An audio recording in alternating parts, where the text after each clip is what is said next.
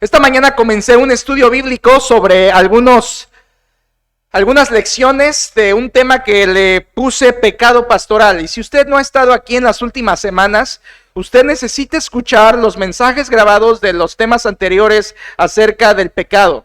Es importante porque llevan una secuencia de lo que he estado predicando acerca del pecado, especialmente en la iglesia. Hace 15 días predicamos 2 mensajes respecto a esto, y hoy en la mañana y ahora es en un sentido una continuación de esto. Nuestra iglesia está enfrentando pruebas, como toda iglesia verdadera enfrenta pruebas, y es necesario que Dios nos guíe en la manera en que debemos enfrentar estas pruebas. Si usted no ha escuchado de verdad los temas anteriores, empápese de ello, porque es lo que Dios quiere guiarnos con su palabra. Lámpara es a nuestros pies su palabra, y aún en medio de las pruebas, ella es lumbrera a nuestro camino.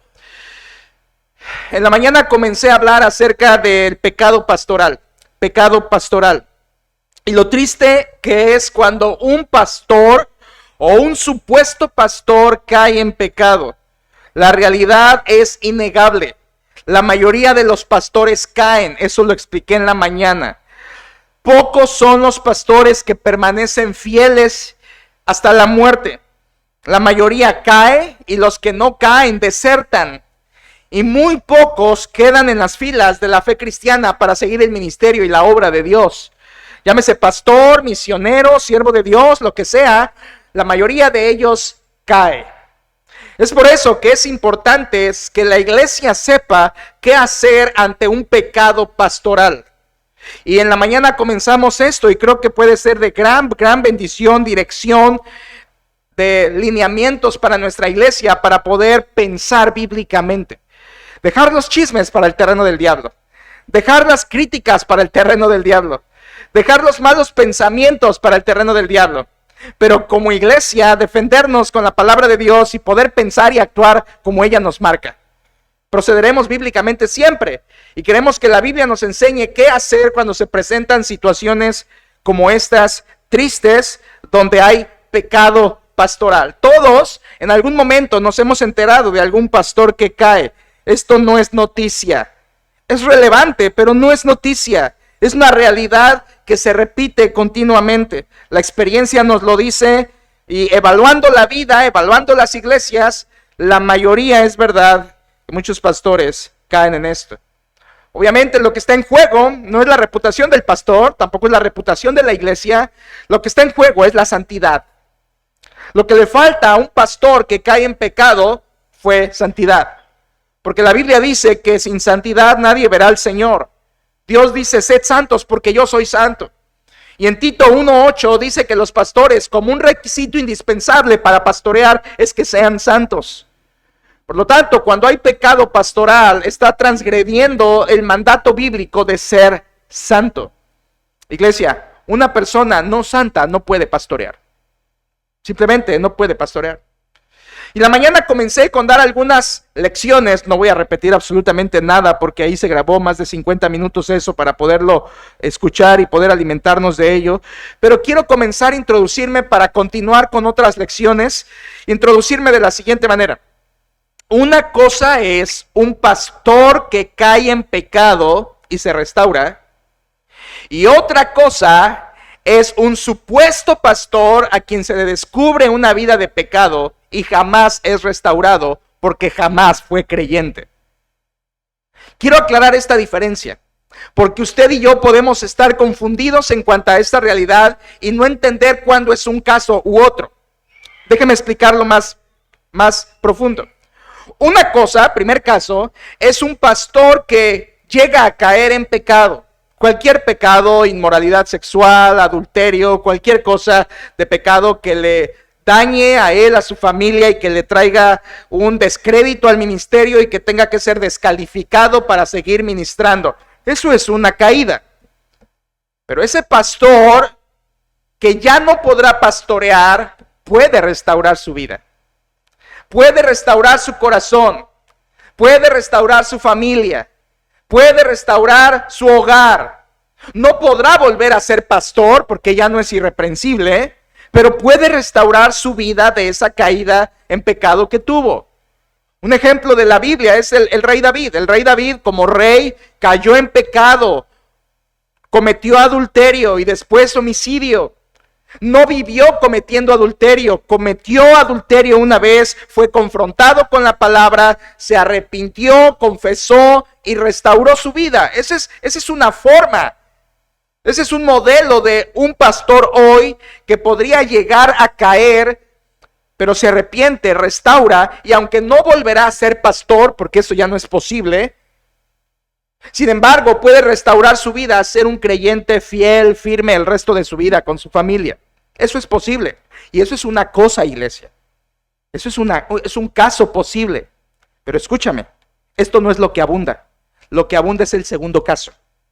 Y el segundo caso, estamos hablando de supuestos pastores que estaban en el ministerio, que estaban en la obra por años sirviendo a Dios, pero que en determinado punto de su ministerio se destapa toda lo oculto de su vida, hipócrita, perversa, lasciva, inmoral, lo que sea, que estaba guardado por una fachada enmascarada de piedad falsa.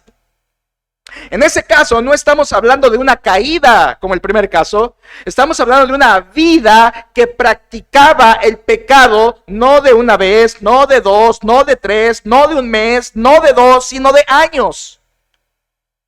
En tal caso quiero que disciernas, iglesia, que no es lo mismo al primer caso.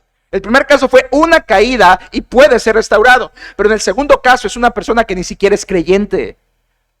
Vive en pecado y aunque estaba en el ministerio, escúchame, no es creyente, no es llamado, no es pastor, nunca lo fue. Nunca fue creyente, nunca fue llamado, nunca fue pastor. Todo lo que hizo fue vivir en una manera de apariencia enmascarada para aparentar algo que nunca ha sido. Usted tiene que entender esto porque si no vamos a confundir. Ok, entonces fue pastor, pero ahora ya no es pastor. No, nunca lo fue. Verdaderamente, ante los ojos de Dios, nunca lo fue. Entonces, y su llamado al pastorado nunca fue llamado. Nunca fue llamado. Estamos hablando, por eso les dije, supuestos pastores, porque nunca lo fueron. Ahora dirás, pastor, ¿y hay ejemplos de eso en la Biblia? Claro que sí, en 1 Timoteo capítulo 1, el apóstol Pablo dice, Himeneo y Alejandro, supuestos siervos de Dios, a quien Pablo tuvo que entregar a Satanás por su pecado, porque ellos habían demostrado que no eran creyentes siquiera. Por lo tanto, mucho menos siervos de Dios. Así que quiero que disciernas. Una cosa es un pastor que cae y se restaura de una caída, y otra cosa es un supuesto pastor que vivió en falsedad, hipócrita, practicando el pecado, porque es pecador, porque es hijo de pecado, porque practica el pecado y es del diablo, porque nunca fue pastor, porque nunca fue llamado y porque nunca lo será. Eso es diferente. Quiero que sepas que existen estas dos formas. Cuando hablamos de un pecado pastoral, creo que lo más difícil no es el dolor o el desaliento que puede causarnos estos casos. Creo que lo más importante es aprender las lecciones que Dios quiere que aprendamos cuando un pastor cae. Y en la mañana te lo dije y lo voy a volver a repetir. Yo no estoy predicando esto porque yo me crea aquí mejor, Dios me libre. Vengo con la actitud de temor y temblor a predicarles esto. Sí, al mismo tiempo que lo predico, la Biblia me pone a mí mismo la soga al cuello y lo quiero hacer porque quiero someterme al Señor en todo.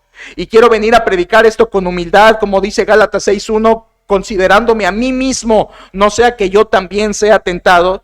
Pero tú como iglesia necesitas ser pastoreada. Y yo tengo la obligación de pastorearte y poderte dirigir por la Biblia a enfrentar situaciones como estas. Es mi deber. Y lo quiero hacer en humildad dependiendo de la mano del Señor. Lo más importante es que aprendamos las lecciones que esto nos enseña. No queremos criticar en el sentido destructivo. No queremos hacer leña del árbol caído. Lo que queremos es aprender. Y quiero que tú sepas que las lecciones que Dios nos puede enseñar ahora son lecciones que jamás vamos a olvidar si tú las aprendes bien ahora. Son lecciones que jamás vas a soltar de tu corazón si desde hoy las tomas para bien. En la mañana vimos 5 y hoy te voy a dar las otras 5. ¿Están listos? Sexta lección que aprendemos del pecado pastoral. Recuerden, todas ellas tienen que ver con la santidad. Sexta lección que aprendemos del pecado pastoral. Predicar y conocer la Biblia no equivale a santidad. Recuerden que les dije que son frases, así que ahí le va otra vez. Sexta lección que aprendemos del pecado pastoral. Predicar y conocer la Biblia no equivale a santidad. Si alguien conoce la Biblia, predica la Biblia, enseña la Biblia, se subía a un púlpito con la Biblia y hasta la hablaba bonito, la Biblia, eso no significa en automático que esa persona sea santa. No, hermanos. Quisiéramos que todo el que predica y conoce de la Escritura tuviera una vida santa, pero la verdad es que no siempre es así. No son sinónimos. Predica, ya es santo. No es sinónimo. Predicar y conocer la Biblia no equivale a santidad. Y esto quiero que tú tengas mucha atención, qué bueno que es el primero que nos toca ahorita, porque esta duda puede estar embargando nuestro corazón actualmente, ¿no? ¿Cómo es posible? Si tal persona sabía, conocía, predicaba, se subía. Yo conozco de una persona que predicaba en el púlpito de una iglesia y luego fue y le robó la casa a su mamá. A su mamá la sacó de su casa, la echó, la hizo firmar y la echó de su casa y era su hijo y era predicador. Y tú dices, pero ¿cómo? Si conocía la Biblia, predicaba la Biblia, ¿cómo es que puede pasar eso? Bueno, pasa, hermanos. Y quiero que sepas que eso no solamente no es nuevo, no debería asombrarnos, es algo muy común. Y para que Dios nos ayude a entender esto, le voy a dar 7 ejemplos. No los busques en la Biblia, solamente recuérdalos, estoy seguro que lo vas a tener fresco en tu mente. ¿Es posible que alguien predique y conozca de la Biblia, pero ser un hipócrita? Oh, claro que sí. ¿Recuerdas, número 1, a Balaam? Balaam, aquel profeta del Antiguo Testamento, en Números 22 a 24, predicó la palabra de Dios por algún tiempo. Pero después, según 2 de Pedro 2, 15 al 16 y Judas 11, dice la Biblia que él era un falso maestro. Él era un inicuo, dice la Biblia. Él era un loco, prácticamente le llama Judas, y él era un avaro. Así que aquí tienes en Balaam un ejemplo de un hombre que sabía, tuvo revelación de Dios, predicó la palabra de Dios, habló de parte de Dios, pero finalmente se descubre que era un falso, inicuo, loco y avaro. Por eso la Biblia dice que él fue falso maestro. Esto es posible, iglesia, no te asombres. Segundo ejemplo, muy claro, Judas. Judas, uno de los 12 que el Señor Jesucristo tomó, en Mateo 10 dice la Biblia que fue enviado a predicar. Cristo lo envió a predicar. Ahora, no sé si tú has puesto a pensar que Judas fue y predicó con los 11. Él predicó, ¿y qué predicó? El mismo mensaje, el de Cristo. ¿Y qué hacía la gente? Muchos de ellos creían. O sea, Judas predicó y gente se convirtió. Increíble. Porque saber de la Biblia y predicarla no significa santidad. Ahora tú sabes lo que pasaba con Judas, qué clase de persona era. Judas era un ladrón, Judas era un hipócrita y finalmente Judas fue un traidor. La palabra de Dios enseña que él sustraía de la bolsa, él solo pensaba en su beneficio y finalmente traicionó al Señor Jesucristo por 30 piezas de plata. Pero predicó. Sí predicó. Sí fue enviado a predicar, sí conocía las enseñanzas de Jesús. Incluso recuerda, él estuvo dentro de los 12 a quienes Jesucristo les declaraba todas las cosas en secreto. Y aún así, él era un falso creyente, un falso siervo. Sí, iglesia, alguien puede predicar y conocer la Biblia y eso no es equivalente a santidad. En tercer lugar, una vez más, ¿recuerdas a los escribas y fariseos? Cuando Herodes les pregunta en Hechos capítulo 2, ¿dónde ha de nacer el Cristo? Y ellos sabían, tenían la información.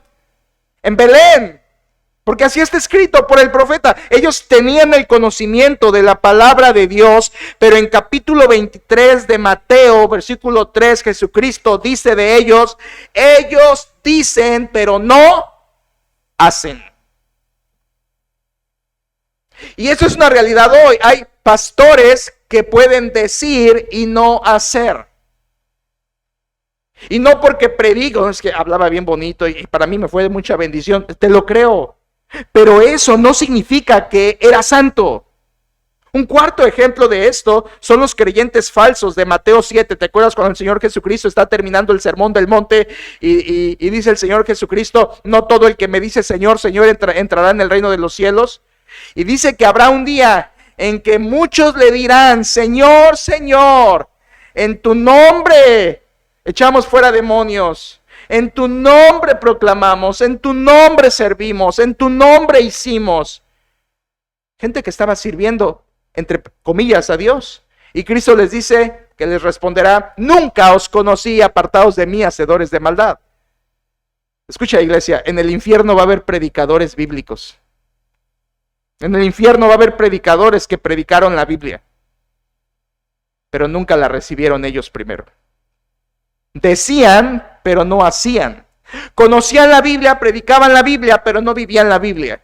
Y su lugar está reservado en las tinieblas. Y además quiero decirte que quien sabe de la Biblia, predicaba la Biblia y nunca abrazó la Biblia él mismo, esas personas, ¿qué dijo Cristo? Os digo que tendrán, sí, hermanos, mayor condenación. ¿Por qué? Porque al que más sabe, más se le demandará. Y si una persona sabía de la Biblia y él mismo no creyó o ella misma no creyó en la Biblia, esa persona sufrirá mayor condenación, porque estuvo expuesto a más Biblia que otras personas y aún así le dio la espalda al Señor Jesucristo. Otro ejemplo de esto es los predicadores envidiosos de Filipenses 1:15 al 18. El apóstol Pablo dice que algunos predicadores estaban predicando a Cristo por envidia y contienda. Fíjense, estaban predicando de Cristo, pero con una motivación incorrecta, por envidia y por contienda. Predicaban, pero con motivación pecaminosa. Predicaban la verdad, pero predicaban con un corazón manchado. Escucha, iglesia, es muy fácil subirse a predicar y ocultar mucho de tu vida. Es muy fácil. Yo le decía hace ratito a nuestra hermana, ¿quieres conocer a un pastor? ¿Quieres conocer a un pastor? ¿Sí? Bájalo del púlpito. Quítale la corbata. Conócelo como es. Conoce a su familia. Conoce a su esposa. Conoce a sus hijos. Conócelo a él. Habla con él. Ahí conoces a un pastor. Mirando su vida, mirando su familia. No predicando. Hasta el diablo puede predicar bien. Pero la vida y los frutos verdaderos de un creyente solo los puedes notar cuando estás cerca a esa vida. Predicar y conocer la Biblia no es equivalente a santidad. Hay un ejemplo en el libro de los Hechos 24, versículo 1, donde un hombre llamado Tértulo fue y estaba listo como orador para acusar al apóstol Pablo. No sé si te acuerdas de esa porción. Los judíos celosos estaban acusando al apóstol Pablo y llega un orador llamado Tértulo, un tipo licenciado, un abogado. Iba a acusar a Pablo por lo que supuestamente le estaban dando como un delincuente. Dice la Biblia que era un orador capaz. Sí, hermanos. Pero el que una persona hable y predique aún de manera notoria, de una manera fluida, de una manera clara, de una manera poderosa, como decimos nosotros, que tenga labia para hablar, eso no significa que es un predicador santo, hermanos. Eso no significa, si es un buen orador, no significa por automático que es santo. ¡Ay, qué palabra tan bonita! De seguro el Señor está con él, de seguro es santo. No precisamente. Y quiero darte el último y el peor. Tú que estás batallando con, ¿cómo es posible que personas prediquen y tengan una vida así? ¿Cómo es posible que en el mundo haya gente que conoce la Biblia, se sabe Juan 3:16, ha predicado el Evangelio, ha ganado otras almas y no se ha ganado a sí mismo? ¿Cómo es posible que exista esto? Es posible, se puede, abunda más de lo que crees. Y escucha esto último. El último ejemplo es el peor de todos, porque si hay alguien que conoce e incluso predicó la Biblia y la sigue predicando, y la sabe mejor que tú y que yo, es el diablo y sus demonios. Escucha, ¿sabías tú que el diablo y los demonios conocen a Dios? Incluso Santiago 2:19 dice que creen en Dios y tiemblan. Los demonios tienen conocimiento de Dios, saben de Dios, creen que hay un Dios, incluso muchos de ellos lo han visto. En Hechos 16 tenemos el ejemplo de un demonio predicando. ¿Un demonio predicando? Sí, hermanos. En Hechos 16 tenemos a una mujer que era usada para adivinación. Y cuando el apóstol Pablo comienza a predicar en Filipos, esa mujer los empieza a perseguir por atrás, gritando y diciendo: esos hombres predican del Dios Altísimo. Y parecía que le estaban echando porras. ¿Sabes qué estaba haciendo el diablo? El diablo estaba siendo muy astuto.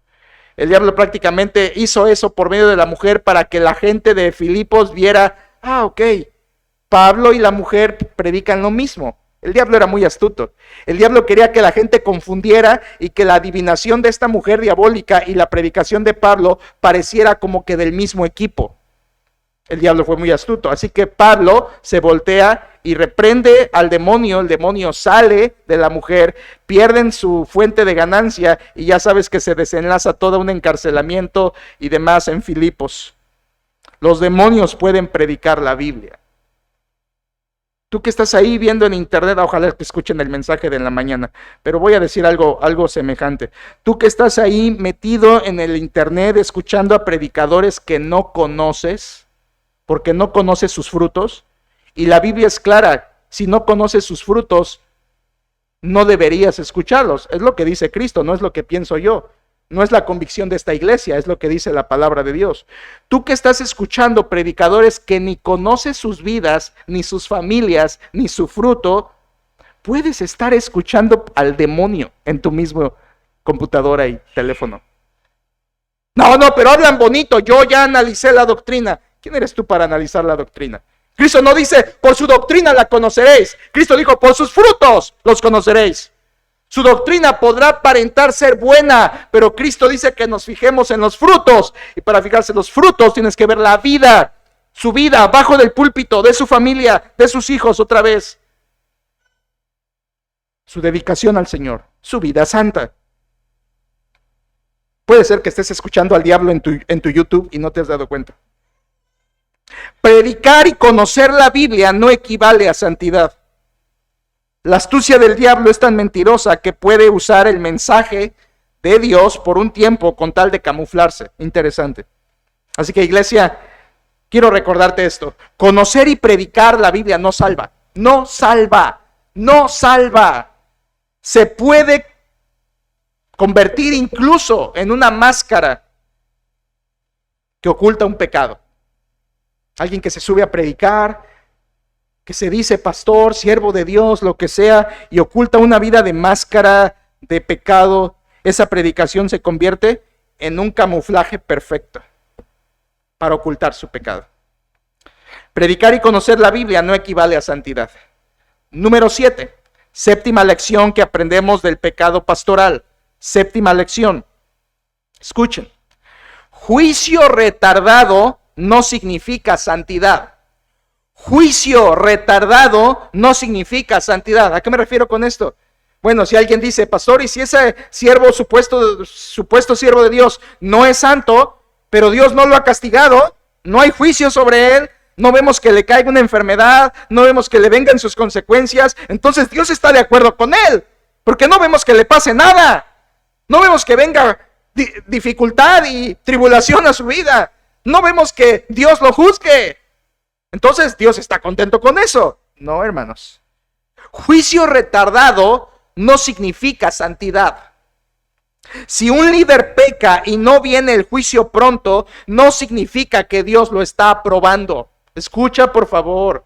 Porque a veces dirás tú, ya no hablando de pastores, tú dirás: bueno, yo estoy en esto, creo que no está bien, creo que estoy fallándole al Señor, pero no veo que me pase nada, no veo que me venga... No me cae un cáncer, no han matado a ningún hijo mío. Señor, creo que estás de acuerdo con esto. Creo que me apruebas con esto. Creo que ya me diste tu visto bueno. No, Señor. El que no te venga el juicio de inmediato no significa que Dios está contento con tu nivel de santidad. No. Lo que significa es que Dios está teniendo paciencia contigo para que te arrepientas. Eso es lo que significa. El hecho de que el juicio de Dios no venga de inmediato y tarde significa que Él está teniendo paciencia. De un momento, Apocalipsis capítulo 2, aquí sí vamos a ver el ejemplo. En el anterior fueron varios, por eso no buscamos citas, pero aquí busca Apocalipsis capítulo 2. En Apocalipsis 2 tenemos primeramente el mensaje a la iglesia de Éfeso, y aquí tenemos un ejemplo de cómo a veces la iglesia, los creyentes o un supuesto pastor puede estar en pecado y su juicio no le viene de inmediato, pero eso no significa que Dios lo apruebe. Apocalipsis capítulo 2, versículo 1 dice: escribe al ángel de la iglesia en Éfeso, el que tiene las 7 estrellas en su diestra, el que anda en medio de los 7 candeleros de oro, dice esto. Ese es Cristo. ¿Qué dice Cristo a la iglesia en Éfeso? Versículo 2, yo conozco tus obras y tu arduo trabajo y paciencia, y que no puedes soportar a los malos, y has probado a los que se dicen ser apóstoles y no lo son, y los has hallado mentirosos. Algo estaban haciendo bien. Versículo 3, y has sufrido y has tenido paciencia y has trabajado arduamente por amor de mi nombre y no has desmayado. Versículo 4, pero tengo contra ti, esto es una acusación de Cristo, que has dejado tu primer amor. En otras palabras, la iglesia estaba haciendo cosas, pero ya no lo hacían por amor a Cristo. Lo hacían como actos fríos de servicio a Dios, pero ya no lo hacían por amor sincero a Cristo. El amor cristiano es amor a Cristo. Y aquí dice, has perdido tu primer amor. ¿Cuál primer amor? ¿El ánimo de cuando te conviertes al Señor? No, el amor prioritario al Señor Jesucristo. Lo habían perdido. Ellos seguían congregándose, seguían abriendo la Biblia, seguían viniendo los miércoles, seguían orando y seguían leyendo, pero ya no lo hacían con amor por Cristo. Por eso, versículo 5, escucha lo que dice a la iglesia el Señor. Recuerda, por tanto, de dónde has caído y arrepiéntete y haz las primeras obras, pues si no te arrepientes, vendré pronto a ti y quitaré tu candelero de su lugar si no te hubieres arrepentido. ¿Sabes la idea que está ahí que es? Cristo da tiempo para arrepentirse. Arrepiéntete, porque si no te arrepientes, entonces vendré a ti, quitaré tu candelero. Candelero es un símbolo de la iglesia. Cristo está diciendo, arrepiéntete o voy a matar esa iglesia. Voy a quitar esa iglesia del mapa. Voy a desaparecer esa iglesia. Hermanos, Cristo retarda su juicio. Cristo podría eliminarnos en un momento por nuestro pecado, pero retarda su juicio, da tiempo. Incluso en el capítulo 2, también más adelante, hablando, fíjense, en la iglesia de Tiatira, versículo 21, hablando de esta mujer Jezabel, ¿se acuerda? 2:21 dice, y le he dado tiempo para que se arrepienta, pero no quiere arrepentirse de sus fornicaciones. Cristo da tiempo, no juzga de inmediato, da tiempo para el arrepentimiento. Y en este caso, versículo 22 dice, he aquí yo la arrojo en cama y en gran tribulación a los que con ella adulteran si no se arrepienten de las obras de ella. Cristo conoce a la iglesia, Cristo supervisa a la iglesia, Cristo confronta a la iglesia, da tiempo a la iglesia para arrepentirse, da tiempo a los falsos para arrepentirse, porque segunda de Pedro 3:9 dice que Él es paciente para con nosotros, no queriendo que ninguno perezca, sino que todos procedan ¿a qué? Al arrepentimiento. Y Romanos 2:4, precioso texto, grábatelo en tus 1000 predilectos versículos de la Biblia. Romanos 2:4, o menosprecias las riquezas de su benignidad, paciencia y longanimidad, ignorando que su bondad te guía al arrepentimiento. Es una pregunta. Parafraseado es, ¿no te das cuenta que Dios podría ya juzgarte y matarte, pero en su benignidad te da tiempo para que te arrepientas? ¿No te das cuenta? Eso yo quisiera decírselo a varias personas. ¿Cómo estás? Bien desobediente. ¿No te das cuenta que Dios está teniendo benignidad, misericordia de ti para que te arrepientas? No, Dios me está bendiciendo mucho. No te está bendiciendo, te está teniendo paciencia. Su benignidad y su paciencia, su longanimidad, no longaniza, su longanimidad es una palabra extraña, no usamos. Longanimidad quiere decir tardarse en enojarse, tardarse en aplicar juicio. Dios se tarda en aplicar el juicio. ¿Por qué? Porque quiere guiarnos al arrepentimiento. Obviamente, hermanos, llega un momento en que la paciencia y la longanimidad de Dios se acaba.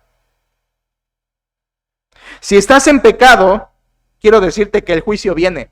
aunque se tarde, siempre viene. No hay nada oculto que no haya de salir a la luz. Juicio retardado no significa santidad, significa misericordia. Octava lección que aprendemos del pecado pastoral. Octava.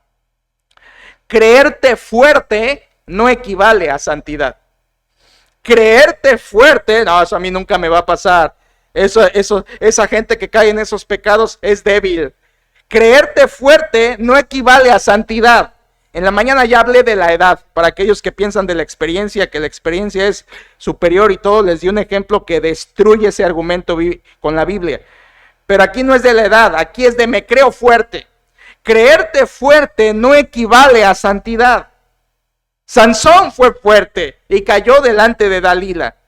Pedro se sintió fuerte. Señor, yo nunca te negaré, aunque todos te negaren, yo nunca te negaré.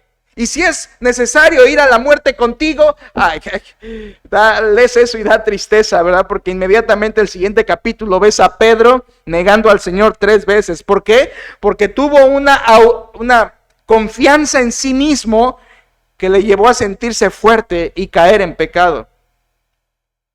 Pero el apóstol Pablo no fue así. El apóstol Pablo dice que cuando soy débil, cuando reconozco mi debilidad, mi fragilidad, mi bajeza, entonces Dios me hace fuerte.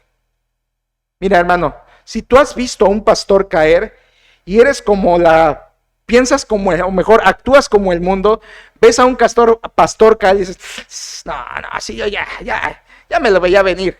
Yo ya lo sabía, quien se pone así, ¿no? Todo orgulloso, pedante, soberbio, yo ya me la solía. Yo ya nada más estaba esperando en qué momento. Los que son así, siempre les pasa eso. Yo ya te estás poniendo en una posición de yo nunca me va a pasar. Te estás poniendo en una posición de ellos son otro nivel, pero yo soy superior. Creerte fuerte no equivale a que seas santo. Por eso la advertencia de Pablo es poderosa. 1 Corintios 10:12. Así que el que piensa estar firme, mire que no caiga. ¿Quieres que te parafrasee ese texto? Muy fácil. ¿Te crees muy fuerte? ¿Te crees muy fuerte? Guarda silencio y mejor dedícate a cuidar tu vida.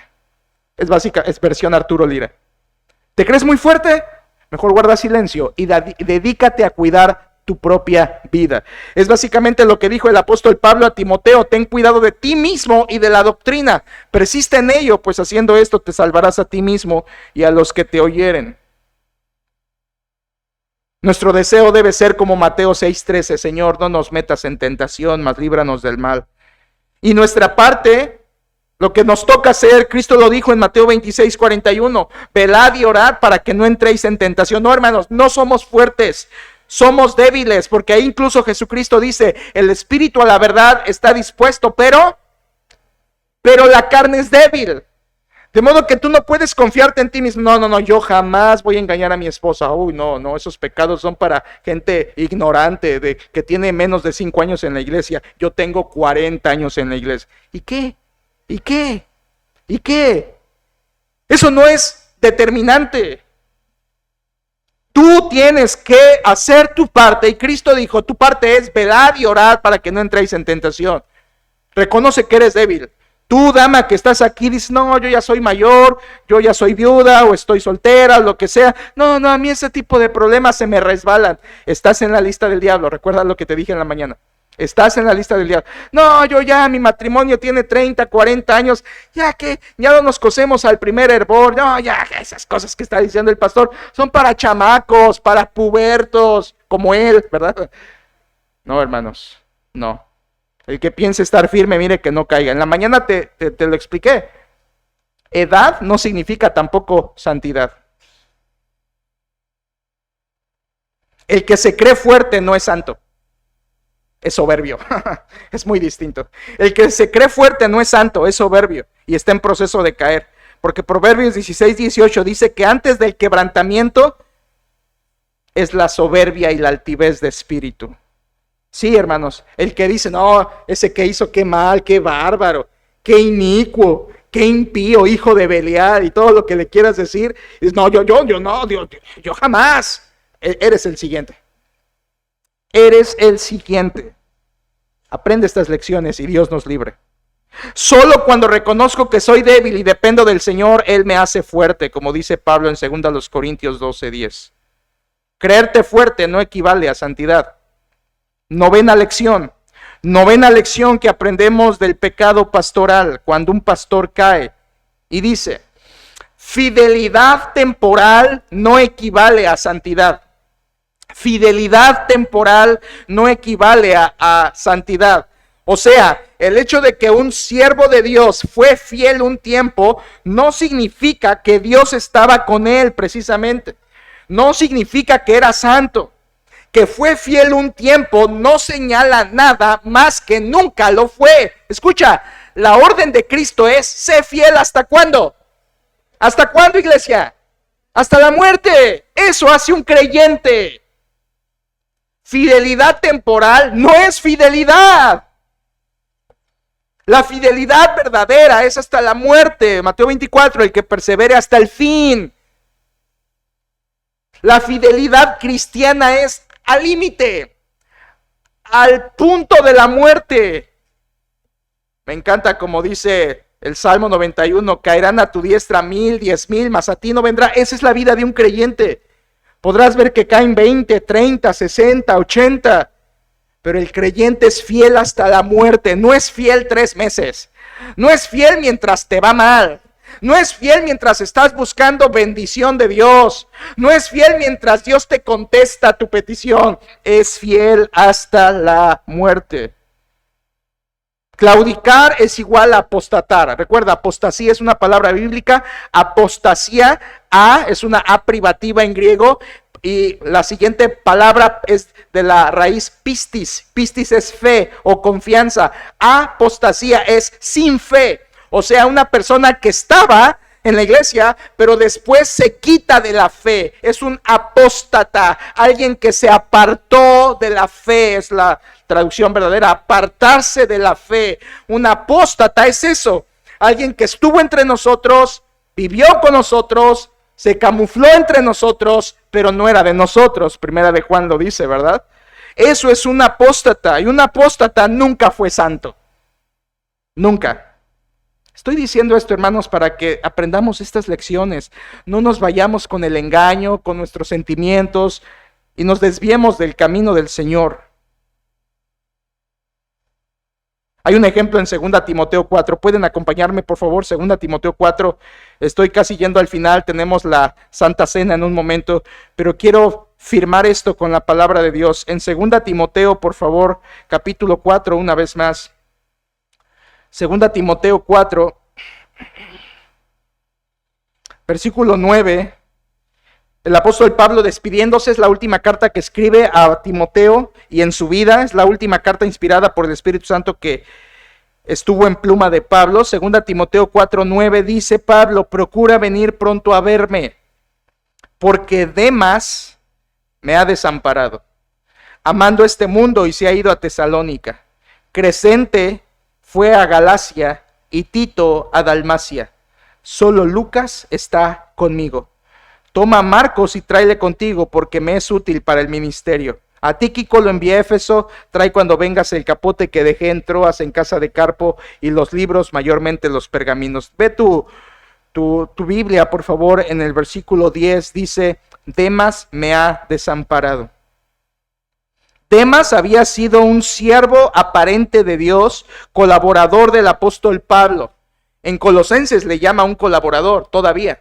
Pero aquí, al tiempo después, posterior, en 2 Timoteo, Pablo dice: Demas me ha desamparado. En otras palabras, me dejó, abandonó el ministerio, se echó el clavado al mundo, se fue al terreno del diablo. En otras palabras, Demas fue fiel un tiempo, pero luego ya no. Y fidelidad temporal no equivale a santidad. Escucha una vez más: si alguien fue fiel por un tiempo y luego es apóstata, escucha, nunca fue fiel realmente. Solo fue hipócrita, solo fue falso, solo fue una máscara. La verdadera fidelidad es fidelidad hasta la muerte, hasta la muerte. Así, cada pastor no fiel es porque nunca lo fue. Nunca fue santo, nunca fue llamado, nunca fue pastor, nunca fue fiel. Fidelidad temporal no equivale a santidad. Y finalmente, 10ª lección que aprendemos del pecado pastoral. 10ª lección. Y todas las anteriores fueron preparación para esta. ¿Estás listo? 10ª lección. El afecto por el pastor caído no debe superar la búsqueda de santidad. Jóvenes que están aquí, señoritas, hermanos, familias, escucha esto y disciérnelo. El afecto por el pastor caído no debe superar la búsqueda de santidad. No. Está bien querer, está bien apreciar, está bien valorar, está bien agradecer, pero eso no es más importante que yo siga buscando la santidad en Dios. Muchas veces hay personas que dicen, no, tal persona cayó, vamos a llenarlo de besos, de abrazos, a decirle te quiero mucho, a decirle cuán importante, para ver si se arrepiente. Escucha por favor, cuando una persona cae en pecado, el pecado no se combate con besos. El pecado no se combate con, ¿y ahora qué quieres, papacito? ¿En qué más te puedo? Es que quiero que te arrepientas. ¿Qué más quieres? ¿Qué más quieres? ¿Te hago malabares? ¿Qué más quieres? ¿Qué te compro? ¿Qué te doy? El arrepentimiento no viene por besos. El pecado no se combate con cariño, con que le digas, te quiero mucho, pecador. El pecado no se combate con abrazos o expresiones de cariño. Lo que necesita un pastor que cae no es cariño, hermanos, ni abrazos, sino exhortación a la santidad. Amén. Está bien querer, está bien amar y todo lo que tú quieras, está bien, pero eso no es lo que se necesita. Se necesita un llamado al arrepentimiento. Se necesita una invitación a quebrantarse.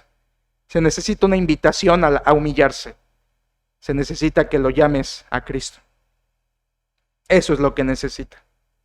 Un pecador no va a cambiar porque 100 personas le digan te amo, te quiero, te extraño. Un pecador va a cambiar porque viene a Cristo y se arrepiente.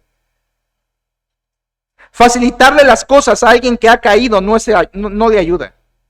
Facilitarle las cosas a un pecador no ayuda, incluso le endurece más. Con el pecado, iglesia, no debemos ser comprensivos, debemos ser condenatorios. Con el pecado no te debes poner comprensivo. No, pues es que pobrecito, el ambiente en el que vivió, las cosas que experimentó, su hogar, mira, no, pues la tuvo bien difícil, tócate el corazón, pastor, vamos a una oportunidad, otra oportunidad, vamos a tener compasión, mira, el Señor Jesucristo fue amoroso. Y muchas veces la gente cree que lo que un pastor caído necesita es comprensión. No necesita comprensión, y menos un pastor, entre comillas, que conoce la Escritura. Lo que necesita es que le llames al arrepentimiento y que le digas, vas camino al infierno, estás condenado por tu pecado, pero hay una solución que se llama Jesucristo. Es lo único que le salva. Eso es lo único que le salvará. Me gusta pensar en 2 de Juan, versículo 11, cuando el apóstol Juan le dice a los hermanos, el que le dice bienvenido, participa de sus malas obras. Tú no puedes participar de cariño y afecto con alguien que está en pecado. Y si tú le dices bienvenido, estás participando de su pecado. En 2 Timoteo 5:22, Pablo ahora le dice a Timoteo, no participes en pecados ajenos, consérvate puro. No participes. Ayudar al pecador para que siga pecando es participar de su pecado. Un pecador no necesita besos, abrazos y expresiones de cariño. Necesita invitaciones al arrepentimiento y a la santidad. Quiero que terminemos donde comenzamos. 1 de Samuel 2, por favor. 1 de Samuel 2. Y volvemos a la historia con la que abrimos en la mañana. 1 de Samuel 2, Elí y sus hijos.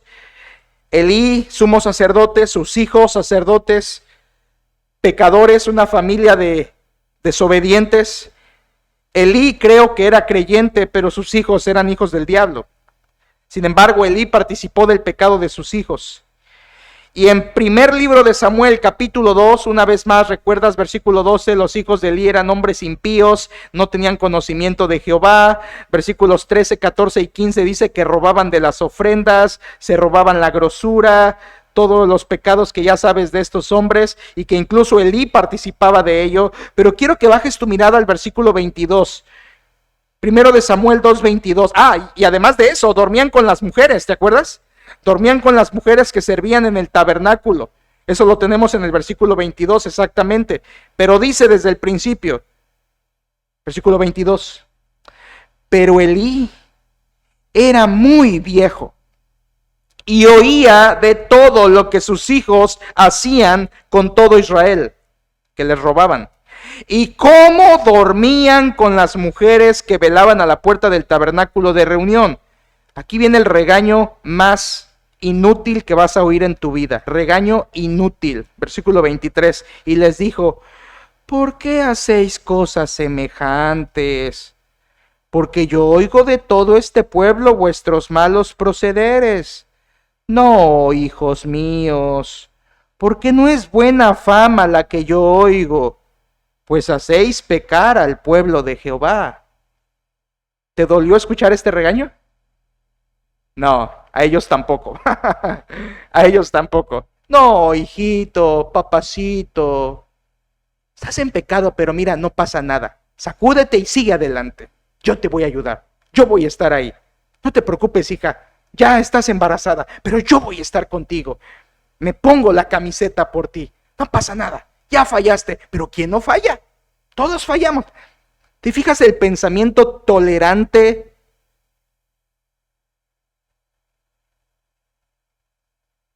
Exageradamente comprensivo. Es lo que está haciendo aquí Elí. No, hijos míos, esto no es regaño. Y quiero que veas lo que dice Dios de ese tipo de regaños. Capítulo 3, por favor. Capítulo 3. Versículo 12. Primero de Samuel 3:12. ¿Qué dice Dios de esa clase de regaños a los pecadores donde más que regaño es puro cariño y miel? 3:12 dice, aquel día, hablando Dios a Samuel de Elí, aquel día yo cumpliré contra Elí todas las cosas que he dicho sobre su casa desde el principio hasta el fin, y le mostraré que yo juzgaré su casa para siempre por la iniquidad que él sabe, porque sus hijos han blasfemado a Dios y él no los ha estorbado. Del hebreo refrenado, puesto límite. Elí sabía que sus hijos pecaban, pero nunca les puso límite. ¿Te das cuenta? Lo que un pecador necesita no es besos, abrazos y expresiones de cariño. Dios le dice a Elí, nunca lo estorbaste a tus hijos. Les dijiste, hijitos míos, no hagan eso, pero nunca fuiste estorbo a su vida.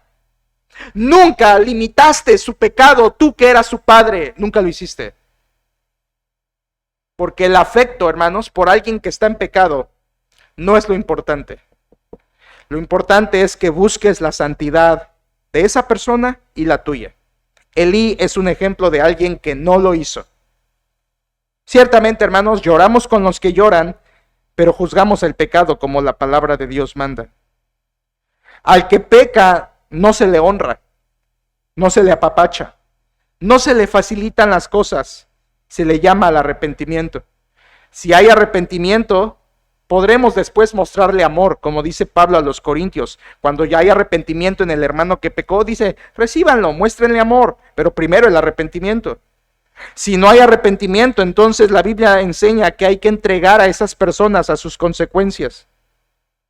Porque el afecto por el pastor caído no debe superar la búsqueda de santidad.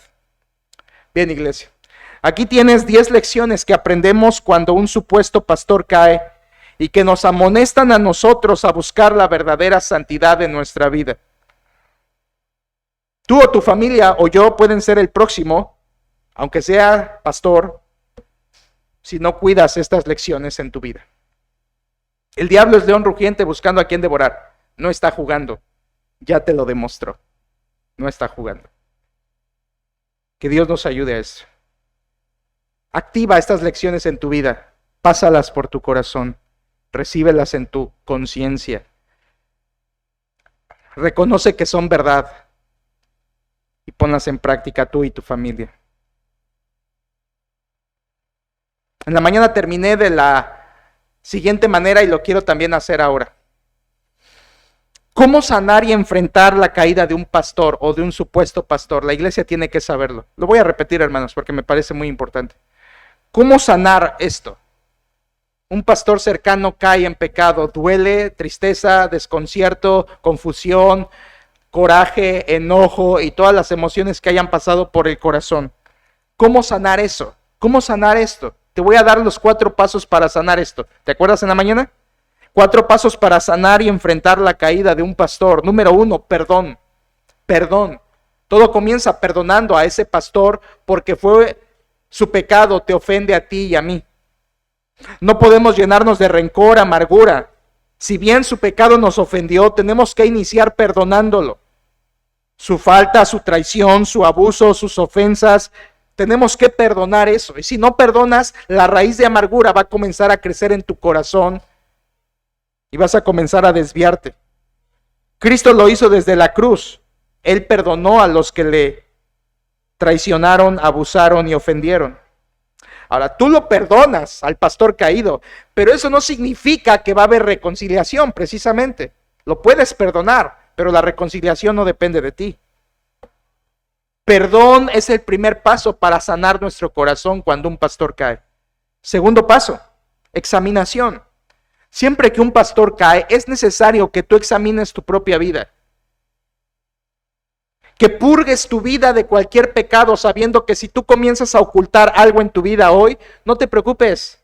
Seguro en algunos años brotará, pero brotará mucho más crecido de lo que tú piensas.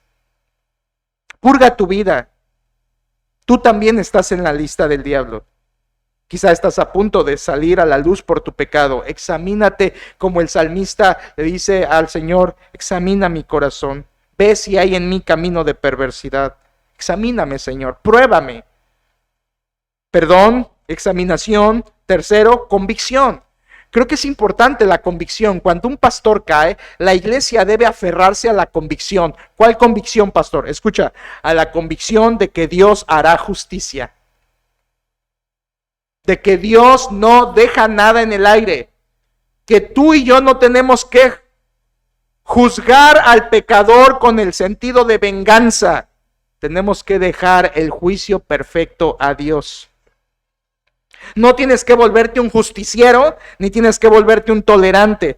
Tienes que confiar en la justicia perfecta de Dios, como dice el Salmo 46, y le invito algún día de esta semana a leer el Salmo 46. Es un salmo que habla precisamente de la justicia de Dios, su perfecta justicia, y en el versículo 10 dice nuestro Dios, estad quietos y conoced que yo soy Dios. Cuando se trata de hacer justicia, tú tranquilo, Dios es Dios. Dios es Dios. Ten convicción en que la justicia la hará Dios. No necesitas abogados, no necesitas defensores. Dios es el juez. Dios es el juez. Y podemos decir, como Pablo a Timoteo en 2 Timoteo 4:14, Alejandro el calderero me ha causado muchos males. Que el Señor le pague conforme a sus hechos. Correcto, correcto. Que el Señor le pague conforme a sus hechos. Porque yo no lo haré, yo no me vengaré. Yo no haré justicia por mi propia mano, dejaré las cosas en las manos de Dios. Joven que estás aquí, quizá tú estás diciendo, no, pero quiero vengarme, en mi corazón hay un ímpetu, un coraje, una molestia. Te entiendo. Pero tienes que tener la convicción en la justicia de Dios, no en la tuya. Que Dios hará justicia. Perdón, examinación, convicción y último, determinación. ¿Determinación a qué, hermanos? A continuar adelante. Porque cuando un pastor cae, sea lo que sea, la iglesia sigue. La iglesia continúa. Porque Cristo dijo que edificará su iglesia y ni las puertas del Hades prevalecerán contra ella. Y aunque los pastores caigan, la iglesia de Cristo sigue. Amén. La iglesia sigue porque su cabeza es Cristo. Y podemos determinarnos como Pablo a decir, olvidando ciertamente lo que queda atrás y extendiéndome a lo que está adelante, prosigo a la meta. Perdón, examinación, convicción y determinación. Así puedes enfrentar la caída de un pastor y aprender 10 lecciones de tu vida que pueden ayudarte a salir de esa lista del diablo. Someteos pues a Dios, resistid al diablo y huirá de vosotros. Oremos mientras nos preparamos para la Santa Cena. Padre, gracias por tu palabra, gracias por tu mensaje, gracias por la claridad con la que nos dices, nos adviertes. Gracias porque a pesar de las pruebas que la iglesia pasa, tú estás al frente de nosotros. Tú eres nuestro Dios, tú eres nuestro capitán, Cristo es nuestra cabeza. La iglesia no depende de hombres, ningún hombre es indispensable, solo Cristo y Cristo y Cristo. Gracias, Señor, porque tú nos permites entender estos temas para amonestarnos a nosotros mismos, para examinarnos a nosotros mismos y poder buscar la santidad y apartarnos del pecado antes de que el pecado cobre la vida nuestra, de nuestra familia o de nuestros hijos. Señor, gracias porque nos adviertes y porque en tu misericordia y benignidad eres paciente para guiarnos al arrepentimiento. Gracias, Señor, porque ninguno de nosotros merecería que estuviéramos de pie hoy, pero por tu gracia estamos aquí.